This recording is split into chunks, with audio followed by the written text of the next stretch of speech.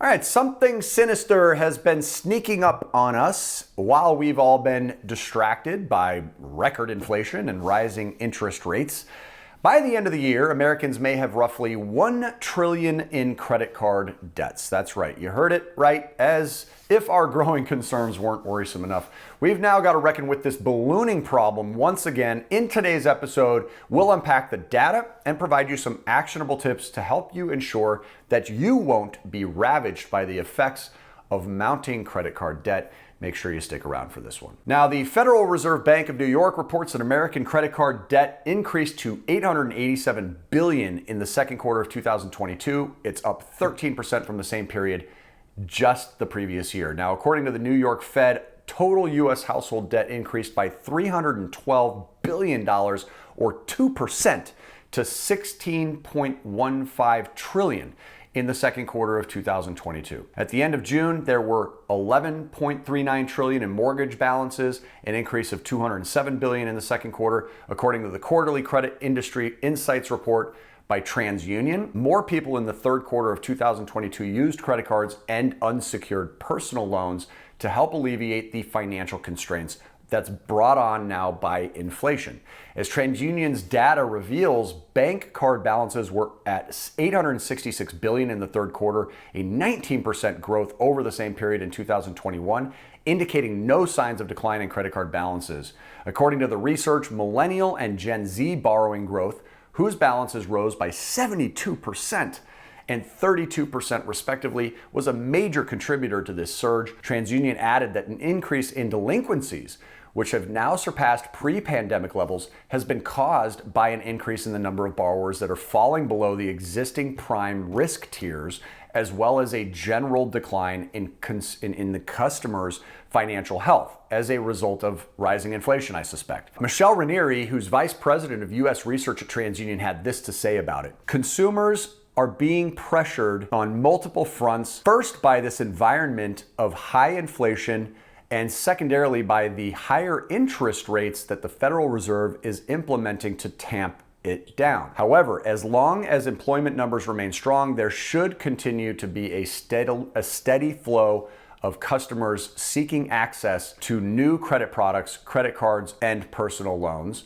in particular, and concurrently, an ample supply of lenders willing to offer credit to them. Delinquencies remain in line with historical levels for most credit products. However, levels have been rising over the past year, particularly among subprime consumer segments, and should be monitored in the coming months to look for similar increases in other credit tiers, risk tiers. In the third quarter of 2022, there were 510.9 million credit cards owned by Americans, which is up from 474.2 million during the corresponding period in 2021. Additionally, the average debt per borrower increased from $4,857 in the third quarter of 21 to $5,474 in the corresponding quarter of 2022. According to a survey by Inside 1031, 55% of Americans maintain a credit card balance month to month, which indicates that the majority of people are unable to pay off their bills entirely each and every month.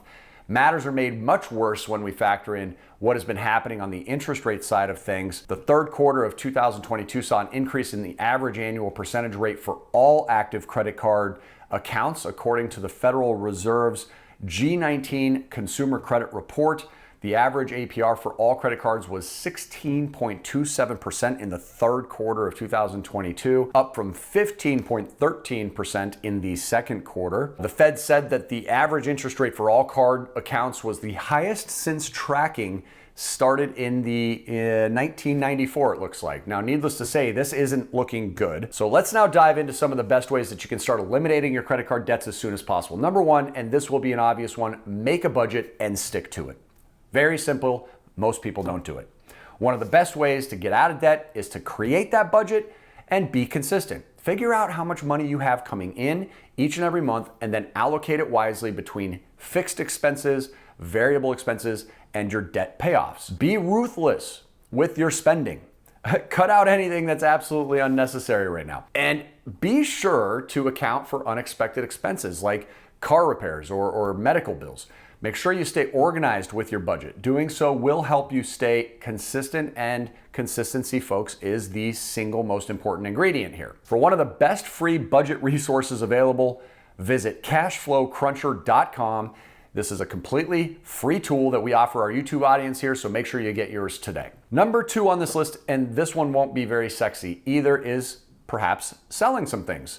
It seems that we've got some stuff collecting, maybe there's some dust gathering somewhere, so why not put those things to better use by getting you out of credit card debt? When it comes to selling things, there are a lot of different ways you can do it. You can, of course, always sell things in person, but since we live in a digital age, it may be best to sell through places like eBay or Etsy or Craigslist. Even Facebook Marketplace tends to be a huge place for buying and selling at this point.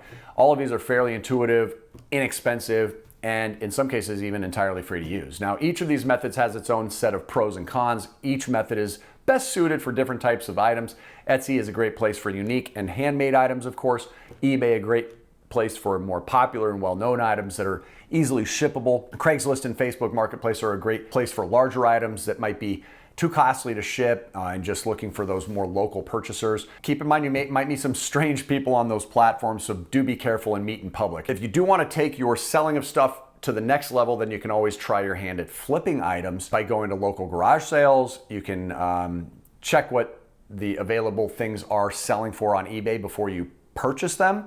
Gary Vee obviously loves to do this, but it is a labor of love for him. So even though it could have its lucky, lucrative moments, keep in mind it would likely take you a lot of time, and time is, of course, a precious thing. Now, with time in mind, let's look at number 3 here on the list, which is getting into a side hustle or a side gig of another type. If you're gonna be spending your time on something like roaming garage sales or flipping items on eBay, you might as well check and see the various other methods that are out there for trading your time for money.